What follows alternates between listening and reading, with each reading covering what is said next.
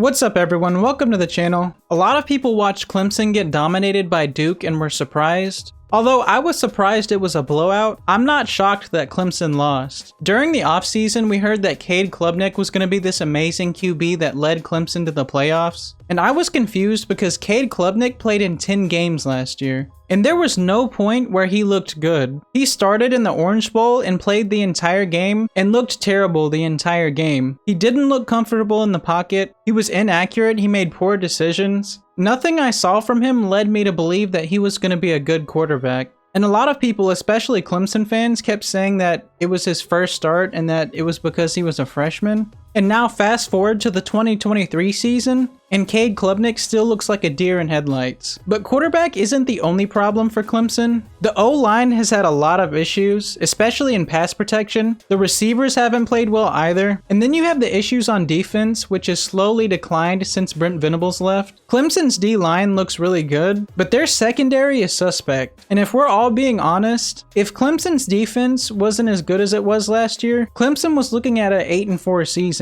at best. But what's interesting is we're starting to see the defense decline as well. We saw a lot of missed tackles, defenders over pursuing, and overall the secondary just didn't play well. And when you pair Clemson's offense with a declining defense, I think it's going to be a long season for Clemson. I heard a lot of people say that Clemson just made a lot of mistakes, and if they hadn't fumbled on those 2 drives, this would have been a close game. But that's a one-sided argument because they didn't mention that Duke also fumbled on 2 drives and gave Clemson their only score of the game off of a fumbled punt return. Imagine if Duke didn't play a sloppy game, didn't turn the ball over 2 times, and didn't have so many penalties. This game could have been a lot worse. Clemson still has some big games on their schedule. Duke wasn't even the toughest of their opponents. They still have to play Notre Dame, Florida State in a few weeks, in North Carolina. They could easily lose all 3 of those games. So I personally think it's going to be a rough season for Clemson. Before I go, I want to ask you one question. Do you think this Clemson team looked worse than they did last year? Or even in 2021? Is this the worst Clemson team? And do you think Clemson is going to improve and get back on track? Or do you think it's going to be a long season? Let me know in the comments. I'm going to wrap this video up here. Be sure to leave a like on the video and subscribe. Thanks for watching.